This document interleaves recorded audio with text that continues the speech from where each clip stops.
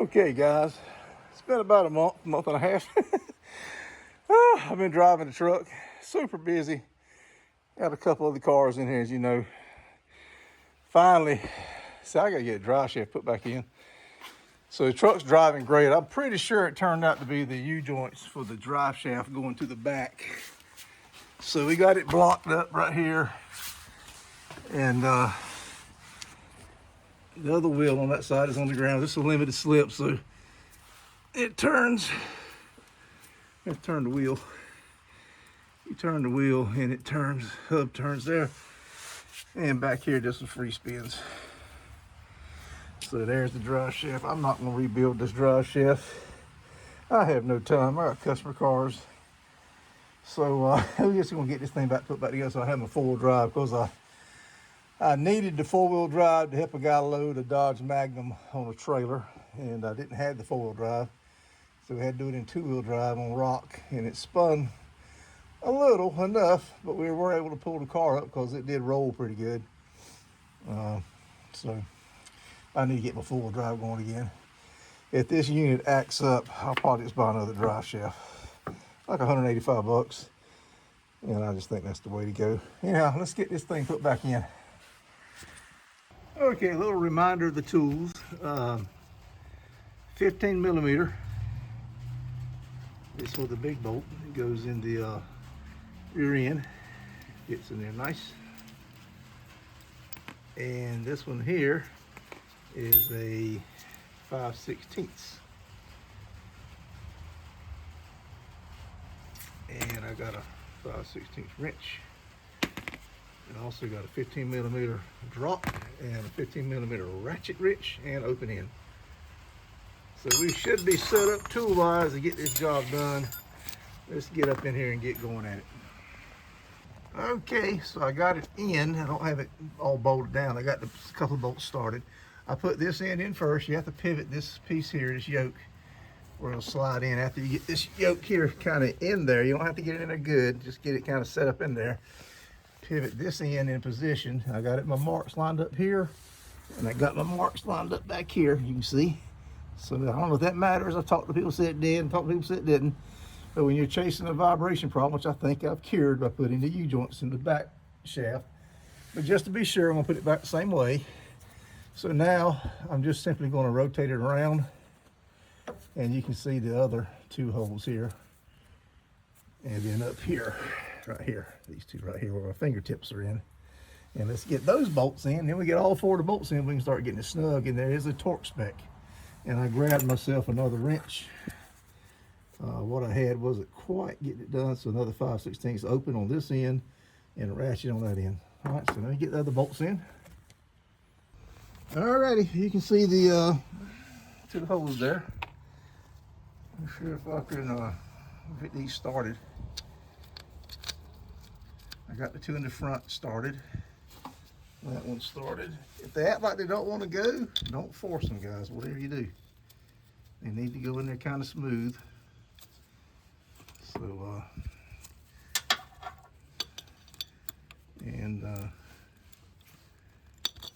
course, you know.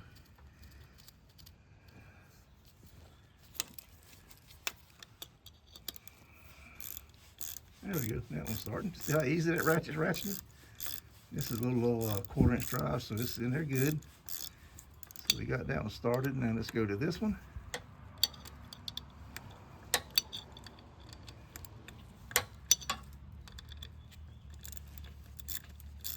There we go.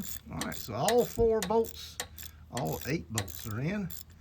While I'm here, I'm gonna just double check my transmission bolts I put in. That was good and tight, I can see. And this one on this side also is good and tight. I'm not feeling any problem at all, so I'm good. I'm confident we got it fixed with the U-joints, but let's just look things over while we're in here.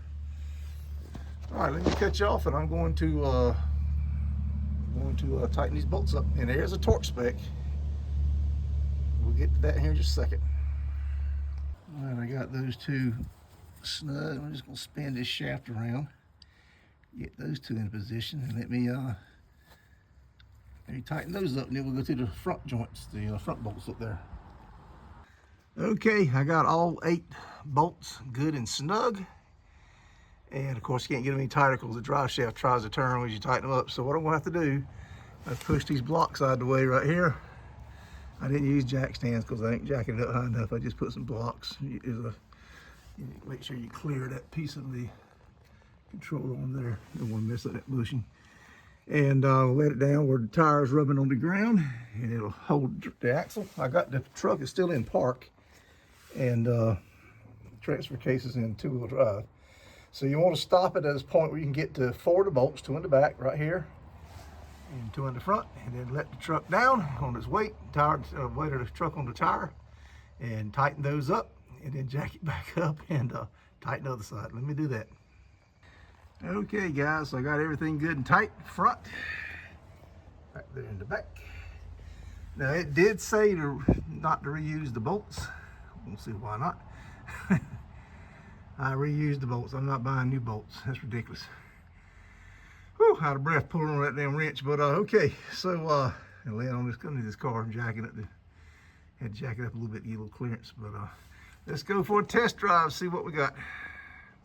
Okay, so I've been driving about 5 miles. I'm on a little back road. I'm gonna run at 45, 50, somewhere along in there. And getting ready to get out on the highway here in a little bit. I just wanted to see how I did at low speed first. So far, so good. I don't feel anything. I did drive around in the yard in 4-wheel low. All that felt good. Everything there is working. Cut you back on when we get on the highway out here in a little bit.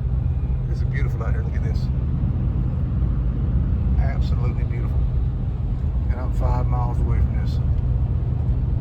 Love it. Be back in a little bit.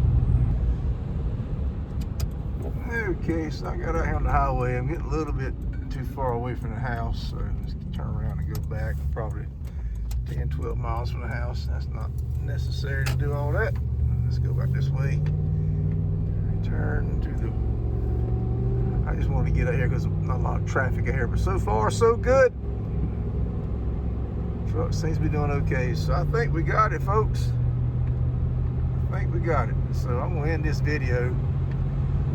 That's how you reinstall a front drive shaft on these 4-wheel drive Dakotas and Durangos. All right, Bob out. Look, we got a lot of cool stuff on the channel. The channel's kind of dipped a little bit here lately. It's not, the views have been down a little bit. I'm hearing other guys that have the same problem. I don't know what's going on. Make sure you're subscribed. If you think you're subscribed, if you're not sure, just hit that subscribe button again. Make sure and hit that bell notification. You'll get notified when we put out our videos. We don't put out as many as we used to, but we still put out quite a bit. And we got all kinds of videos on the channel, from car racing to working on old cars and showing you how to fix stuff like on this Dakota.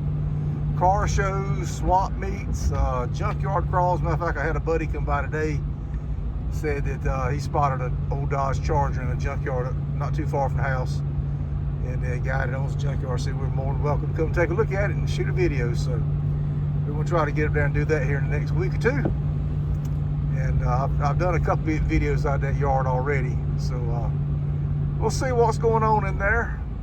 And let me get this thing back home and get started on some supper. All right, Bob out.